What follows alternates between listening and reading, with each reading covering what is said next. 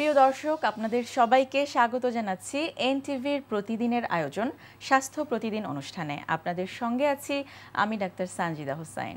দর্শক, যে বিষয়টি নিয়ে আজ আমরা আলোচনা করব সেটি হচ্ছে শীতে ত্বকের কি কি সমস্যা হতে পারে।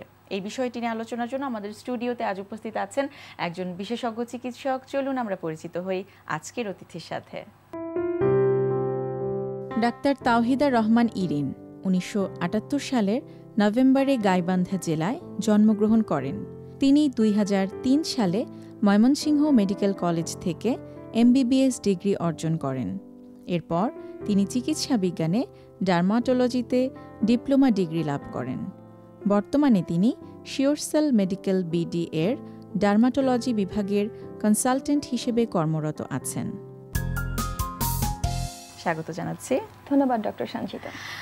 যেটি আমাদের আজকের বিষয়, যে এই শীতে ত্বকের কি কি ধরনের সমস্যা বা ডিজিজ বা রোগ হতে পারে, একটু জানতে চাইবো। সাধারণত কোন কোন রোগ হওয়ার প্রবণতা এই সময় ত্বকে বেশি থাকে? আসলে এখন কিন্তু শীতের স্থায়িত্ব অনেক কম, খুব অল্প সময়ের জন্য শীত আসে আমাদের দেশে। হ্যাঁ, গত কয়েক বছর ধরে দেখা যাচ্ছে যে শীতের প্রকটতা আমরা অনুভব করছি না, কিন্তু টেম্পারেচারটা সেরকম ভাবে চেঞ্জ না হলেও হিউমিডিটিটা কিন্তু চেঞ্জ হচ্ছে। হ্যাঁ, আর এই হিউমিডিটি চেঞ্জের সাথে সাথে শীত নিয়ে আসছে নানা ধরনের অসুখ।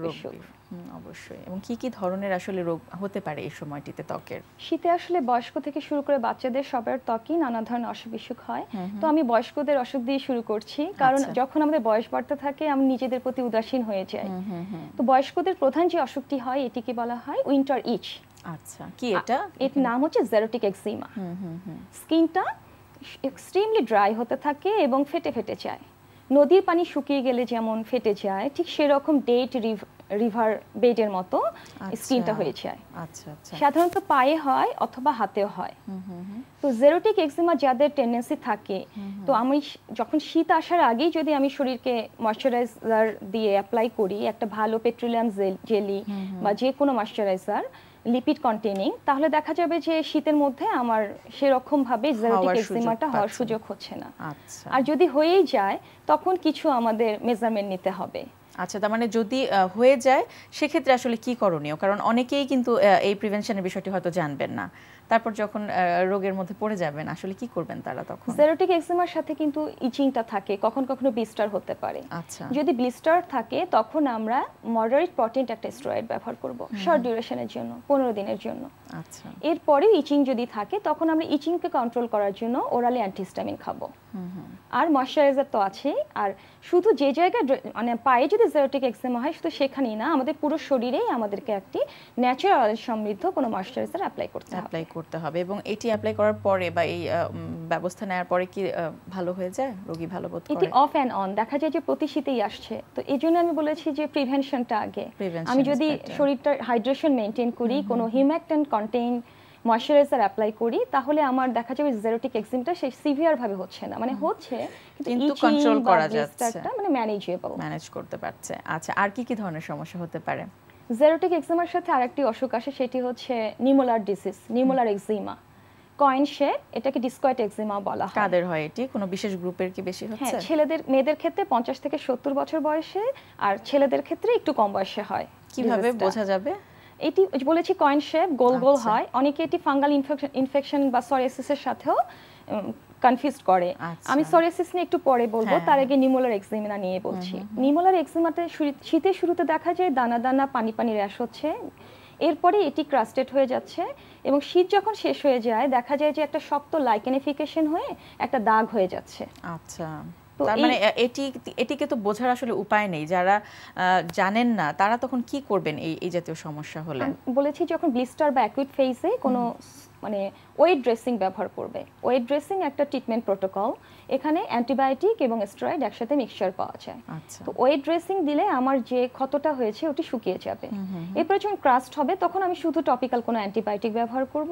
আর ক্রাস্টটা যদি ফেটে যাবে, ফেটে গিয়ে হয়তো একটা শুকিয়ে যাবে, আর এই ক্রাস্টটি যখন ইনফেকশন হবে, আর ক্রাস্টটি যদি বেশি সিভিয়ার হয় তখন আমরা সিস্টেমিক অ্যান্টিবায়োটিক প্রেসক্রাইব করে থাকি। আচ্ছা, এটিও কি শুধু শীতেই হয় নাকি অন্য সময় হওয়ার? অন্য সময় হলেও শীতে এটি বেশি দেখা দেয়। আচ্ছা, আর কি কি ধরনের সমস্যা থাকতে পারে যেটা আপনি বলছিলেন যে একে একে বলবেন আমাদের দর্শকদের জন্য? শীত আসলে কিন্তু যাদের সরিয়াসিস আছে তাদের জন্য একটা আতঙ্কের ব্যাপার হয়ে কাজ করে এবং খুব কষ্টদায়ক একটি সমস্যা এই সময়টাতে, কারণ শীত মানেই কিন্তু একটা ভ্যাকেশন মুডে চলে যায়। বাচ্চা কাচ্চার পরীক্ষা শেষ, মা বাবারা হলিডেতে যায় বা আমরা বন্ধু বান্ধবকে নিয়ে দূরে কোথাও বিচে চলে যাই। তো ভ্যাকেশনে গেলে কি হয়, দেখা যায় যে খাবার দাবারে কিন্তু একটা অনিয়ম আসে। সোরিয়াসিসের সাথে কিন্তু খাবার দাবার, সানলাইট সবকিছুই জড়িত। আমি একটু জানতে চাইবো সোরিয়াসিসটা সম্পর্কে একটু যদি বলেন, কারণ অনেক দর্শকই আছেন বা রোগীরা আছেন হয়তো নামটি জানেন না কিন্তু তারা ঠিকই এটাতে ভুগছেন। সোরিয়াসিস খুবই কমন একটা অসুখ। এটি হচ্ছে দেখা যায় যে মাছের আঁশের মতো, ফিশ স্কেলের মতো স্কেল উঠতে থাকে।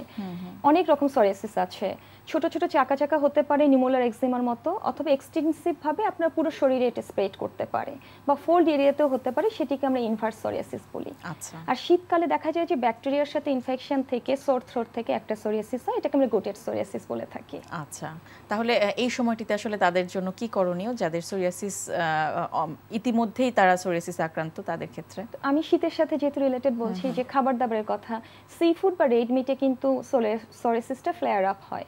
আচ্ছা, তো আর যদি আমরা বিচে যাই, সমুদ্র সৈকতে যাই, আমরা তো সি ফুডটাই খাই, সবার আগে ওইটাই পছন্দ করি, সেটা খাওয়া হয়, সেখান থেকে সোরিয়াসিস ফ্লেয়ার আপ হয়। অথবা কোনো ভ্যাকেশনে হলিডেতে গেলাম, আমরা মিট খাচ্ছি, এই রেড মিটটা থেকেও সোরিয়াসিস ফ্লেয়ার আপ হচ্ছে। এরপরে সোরিয়াসিসটা বেড়ে গেছে, তখন আমি ডিপ্রেশনে ভুগছি। কি হচ্ছে? স্ট্রেসটা কিন্তু সোরিয়াসিসকে আরো বাড়িয়ে দিচ্ছে, একটির সাথে আরেকটি জড়িত। আর শীতকালে সোরিয়াসিস হওয়ার আরেকটি কারণ হচ্ছে সূর্যের আলো। সূর্যের আলো কিন্তু সোরিয়াসিসের ক্ষেত্রে টনিক হিসেবে কাজ করে। নরমালি আমাদের ত্বক কিন্তু তার শেডিং হতে থাকে, মৃতকোষ ঝরে যায়, কিন্তু সোরিয়াসিসে মৃতকোষ হওয়ার আগেই তার নিজস্ব সেল প্রোডাকশন ক্ষমতা অনেকভাবে বেড়ে যায়, অনেক গুণ বেড়ে যায়। এই স্পিডটাকে কন্ট্রোল করে হচ্ছে সান রে, কিন্তু সেটি সকাল 9টার আগে।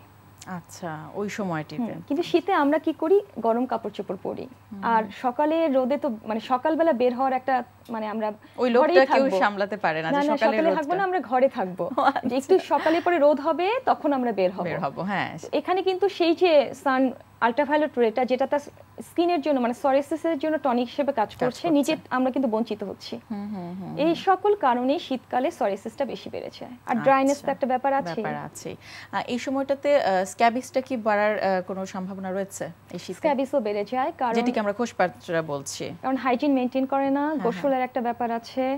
আর যারা হচ্ছে লো সোশিওইকোনমিক কন্ডিশনে থাকে, বস্তিতে বা স্কুলে যায় বাচ্চারা, একজনের হলে আরেকজনের থেকে এটা ভীষণ কন্টাজিয়াস। আচ্ছা, তো সেটিকে আসলে কিভাবে কন্ট্রোল করা উচিত বা প্রতিরোধের জন্য আসলে কোন কোন বিষয়গুলো উচিত বলুন? স্ক্যাবিসের জন্য প্রথমে যেটি দরকার পরিষ্কার পরিচ্ছন্নতা, প্রতিদিন গোসল করতে হবে, এবং সেটি খুব গরম পানি দিয়ে না, কুসুম গরম পানি দিয়ে। আর স্ক্যাবিস হয়ে গেলে আমরা যে কাপড়গুলো পরছি সেগুলোকে গরম পানি দিয়ে ধুয়ে রাখতে হবে। আর স্ক্যাবিসের একটা তো নিজস্ব ট্রিটমেন্ট আছে, পারমেথ্রিন আমরা অ্যাপ্লাই করি গলা থেকে পা পর্যন্ত। আর এটা হচ্ছে আমাদের আবার রিপিট ইউজ করতে হয়। হ্যাঁ, এটাই কিন্তু অনেকেই ওটি মানতে চান না, কারণ একবার মারছে ভালো হয়ে যাচ্ছে, কিন্তু এটা যে আমাকে 7 দিন পর আবার রিঅ্যাপ্লাই করতে হবে সেটি ভুলে যায়। দেখা যায় যে এটি রেজিস্ট্যান্স হয়ে নিজেরই শুধু হচ্ছে না, পরিবারের সবাইকে নিয়ে সে স্ক্যাবিস নতুন ভাবে দেখা দিচ্ছে। আরেকটি জিনিস মাথায় রাখছি না আমরা, যে অনেক দিনের হয়তো রেখে দেওয়া পুরনো শীতকালের কাপড়গুলো সেটি হয়তো না ধুয়ে বা পরিষ্কার না করে আমরা আবার পরছি, তা থেকেও কিন্তু হওয়ার একটা সম্ভাবনা থাকে। তো শীত আসলেই শুধু নতুন কাপড় না, আমার আগের যে পুরনো কাপড়গুলো আছে, আমার যে ব্ল্যাঙ্কেট আমি যেগুলো ব্যবহার করব বা রুমের কার্টেনগুলো আছে, সবগুলোই যদি আমরা ক্লিন করে রোদে শুকিয়ে রাখি, আমরা কিন্তু অনেক ধরনের কন্টাজিয়াস ডিজিজ থেকে নিজেরাই মুক্ত হতে পারবো। অনেক অনেক ধন্যবাদ, অনেক গুরুত্বপূর্ণ তথ্য জানতে পারলাম আপনার কাছ থেকে। আপনাকে অসংখ্য ধন্যবাদ। প্রিয় দর্শক, আমরা শুনছিলাম এই শীতে ত্বকের কি কি ধরনের সমস্যা হতে পারে, এই বিষয়টি নিয়ে বেশ কিছু গুরুত্বপূর্ণ তথ্য, যে পরামর্শগুলো আমরা আজকের অতিথির কাছ থেকে জানলাম, আশা করছি সেগুলো আপনাদের উপকারে আসবে। কেটলবেল ট্রেনিং আজকে আমরা যে এক্সারসাইজটা ফোকাস করব সেটা হচ্ছে ট্রাইসেপ অ্যান্ড বাইসেপ। ট্রাইসেপ এবং বাইসেপটাকে কীভাবে একই সাথে আমরা ফোকাস করতে পারি, এবং এর সাথে আমরা সেকেন্ডারি বেনিফিটটা পাবো হচ্ছে শোল্ডারের, এবং কীভাবে সেটা আমরা সেটা আমি করে দিব, দেখিয়ে দেবো যে দুইটা একসাথে with the help of the shoulder muscle, যাতে আপনার যে জিনিসটা হচ্ছে যে ট্রাইসেপের কাজ হচ্ছে, বাইসেপের কাজ হচ্ছে, এবং সেকেন্ডারি মানে সাইড এফেক্ট হিসাবে আপনার শোল্ডারটাও ডেভেলপ হবে এই শুধুমাত্র এই একটা মাধ্যমে, এই এক্সারসাইজের মাধ্যমে। এখন আমরা দেখাবো যে কীভাবে এক্সারসাইজটা করতে হবে। আজকে আমাদের হেল্প করবে হচ্ছে রাব্বি। রাবি রেডি। ওকে, এখানে জাস্ট অপোজিট কেটলবেলটাকে আমরা যেভাবে, এটা হচ্ছে সবচেয়ে সেফটি, অনেকভাবে ধরে, কিন্তু ওটা আমাদের কাছে মনে হয় একটু রিস্কি। এটা হচ্ছে মানে সবচেয়ে সেফ। ওকে, এখন এখান থেকে আমরা যেটা করলাম, আমরা বাইসেপ মারবো। গো বাইসেপ। ওকে, বাইসেপ মারার পরে আমরা নামাবো না, বাইসেপ মারো। এই অবস্থা থেকে এটা হচ্ছে শোল্ডার প্রেস করার পরে আমরা ট্রাইসেপ মারছি, আবার স্ট্রেট নামাচ্ছি। Yes go. Okay, that means what, upright row হচ্ছে, বাইসেপ কার্ল হচ্ছে, শোল্ডার প্রেস হচ্ছে এবং ট্রাইসেপ হচ্ছে।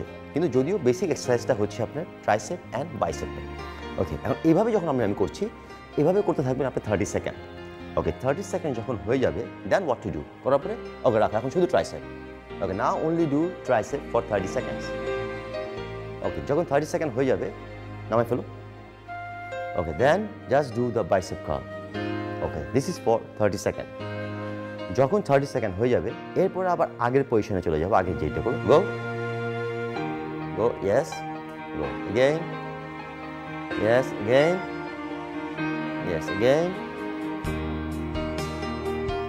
ইয়েস। Okay, stop.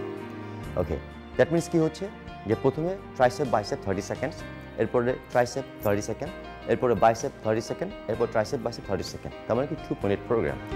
এই 2 মিনিটস যখন অ্যাট এ টাইম করবে, করার পরে আবার 1 মিনিট রেস্ট। এক্সারসাইজটা আপনি যখন দেখছেন 2 মিনিট এক্সারসাইজটা যখন করবেন, you will feel a little bit pump, এবং লিটল বিট না, it will be a severe pumping. এই জন্য আমি বললাম যে যারা নর্মাল এক্সারসাইজ প্রোগ্রামে আছে, তারা যদি এক্সারসাইজ প্রোগ্রামটাকে পিক আপ না করে শুধু এই এক্সারসাইজটাকে পিক আপ করে, একদম last of all the movements আপনি দেখবেন সিভিয়ারলি পাম্পড আপ হবে আপনার বডি। এবং অ্যাট দ্য সেম টাইম যে জিনিসটা হবে, আপনার স্ট্রেংথটা ডেভেলপ করবে। স্ট্রেংথ ডেভেলপ করার যে ট্রিকটা হচ্ছে আপনার এখানে বড় মাসেল, ট্রাইসেপ বাইসেপ হচ্ছে বড় মাসেল, হচ্ছে আপনার শোল্ডার মাসেল। ইনডাইরেক্টলি শোল্ডার মাসেলটা কিন্তু অ্যাক্টিভ হবে এবং স্ট্রেংথ ডেভেলপ হয়ে যাবে। যদি শোল্ডারের স্ট্রেংথ ডেভেলপ হয়ে যায়, আপনার ট্রাইসেপ এবং বাইসেপে অটোমেটিক্যালি ইনডাইরেক্টলি স্ট্রেংথ ডেভেলপ করবে। এবং আমরা জানি যদি স্ট্রেংথ ডেভেলপ করে, দ্য মাসল উইল ফলো। দর্শক, ফুলকপি শীতকালের অত্যন্ত পছন্দের একটি সবজি। কি কি পুষ্টি গুণাগুণ রয়েছে এই ফুলকপিতে, চলুন শুনে নেই একজন পুষ্টিবিদের কাছ থেকে। শীতকালীন সবজির মধ্যে ফুলকপি খুব পরিচিত একটা নাম। ফুলকপি ছোট বড় সবারই কিন্তু খুব পছন্দ। ফুলকপি সাদা রঙের হলেও এতে কিন্তু রয়েছে প্রচুর পরিমাণে ভিটামিন এবং মিনারেলস। আসুন জেনে নেই আজকে এই ফুলকপির খাদ্য উপাদান। প্রথমে আসছি, ফুলকপি খুব বেশি পরিমাণে পটাশিয়াম আছে, এর পাশাপাশি এতে ভিটামিন এ এবং ভিটামিন সিও আছে। এতে রয়েছে ভিটামিন কে। ভিটামিন এ যেমন আমাদের চোখের সৌন্দর্যের পাশাপাশি আমাদের স্কিন ভালো রাখতে সাহায্য করে এবং আমার চুলের সৌন্দর্য ভালো রাখে। ছোট বাচ্চারা, বিশেষ করে যারা বিভিন্ন ধরনের সবজি খেতে চান না, তারা কিন্তু ফুলকপির বড়াটা খুব পছন্দ করে। আমরা খাবারকে এ ধরনের সবজিকে যদি একটু মডিফাই করে দিই, বাচ্চারা কিন্তু খুব পছন্দ করে, বিশেষ করে টিফিনের সময়। ফুলকপিতে রয়েছে প্রচুর পরিমাণে ভিটামিন এ। ভিটামিন এ আমাদের স্বাস্থ্যকে সুস্থ রাখতে সাহায্য করে।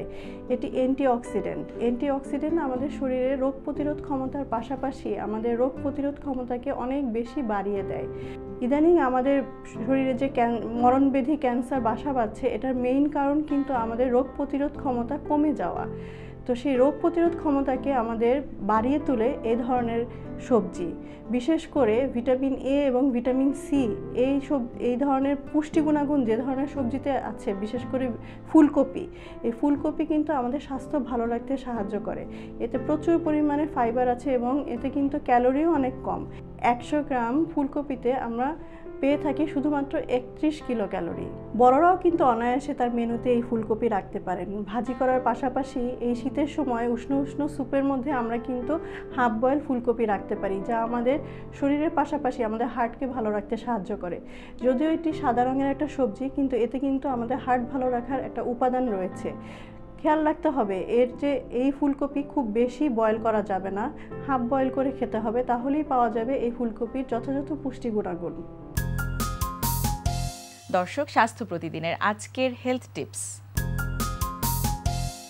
খাওয়ার আগে ও পায়খানার পরে সাবান অথবা ছাই দিয়ে ভালো করে অবশ্যই 2 হাত ধুয়ে নেবেন। তা না হলে যে কেউ আক্রান্ত হতে পারেন পেটের পীড়ায়। প্রিয় দর্শক, স্বাস্থ্য প্রতিদিন সম্পর্কে আপনাদের যদি কিছু জানার থাকে, কোনো পরামর্শ যদি আমাদের দেবার থাকে, জানাতে পারেন এই ঠিকানায়। প্রযোজক স্বাস্থ্য প্রতিদিন, এনটিভি, বিএসসি ভবন, 7 তলা, 102 কাজী নজরুল ইসলাম এভিনিউ, কারওয়ান বাজার, ঢাকা 1215। ফ্যাক্স 914338 থেকে 7 পর্যন্ত, অথবা ইমেইল করুন স্বাস্থ্যপ্রতিদিন@ntvpd.com এই ঠিকানায়। দর্শক, স্বাস্থ্য প্রতিদিনের আগামী পর্বে আপনাদের জন্য যা থাকছে: কোনো ধরনের কারণ ছাড়াই যদি অতিরিক্ত রক্ত ভাঙে প্রতি মাসে অথবা অনিয়মিতভাবে, সেটাকেই তখন আমরা বলি ডিসফাংশনাল ইউটেরাইন ব্লিডিং। মানে এটি বোঝার উপায় কি? মানে কোনো কারণ ছাড়াই যে রক্ত ভাঙছে সেটি আসলে কেন হচ্ছে? এটা আমরা বিভিন্নভাবে বুঝতে পারি। যেমন একজন মহিলা যে সে তো জানে তার পিরিয়ড কয়দিন থাকে, মাসিক কতদিন চলছে কিংবা কতদিন পরপর হয়, তার প্রতিদিন কয়টা করে প্যাড চেঞ্জ করতে হয়। পেশেন্ট এসে বলবে যে আপা আমার মনে হচ্ছে ব্লিডিং আমার বেশি হয়, আমার আগে 2 দিন 3 দিন থাকতো, এখন 5 দিন 7 দিন থাকে, আগে আমার 2-3টা প্যাড চেঞ্জ করলেই হতো, এখন আমার প্রতিদিন 5-7টা করে লাগছে। তো এটা হচ্ছে পেশেন্টের কমপ্লেইন থাকে। আর সাথে পেশেন্ট বলে যে আমার এখন কাহিল লাগে, খুব দুর্বল লাগে, আমার শ্বাসকষ্ট হয়, এক্সেসিভ ব্লিডিং হচ্ছে, পেশেন্ট রক্তশূন্য হয়ে যাচ্ছে।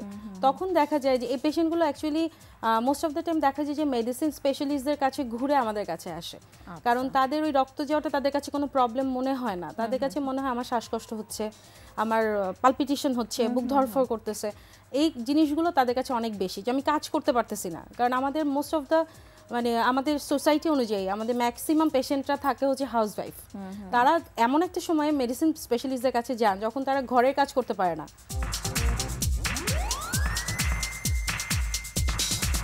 প্রিয় দর্শক, বিশ্বের যে কোনো প্রান্ত থেকে যে কোনো সময় আপনাদের পছন্দের অনুষ্ঠান স্বাস্থ্য প্রতিদিন দেখতে চাইলে ভিজিট করুন আমাদের পূর্ণাঙ্গ ওয়েব পোর্টাল www.ntvbd.com।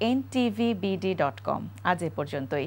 সবাই ভালো থাকুন, সুস্থ থাকুন। আগামীকাল আবারও দেখা হবে ঠিক একই সময় এনটিভি পর্দায়।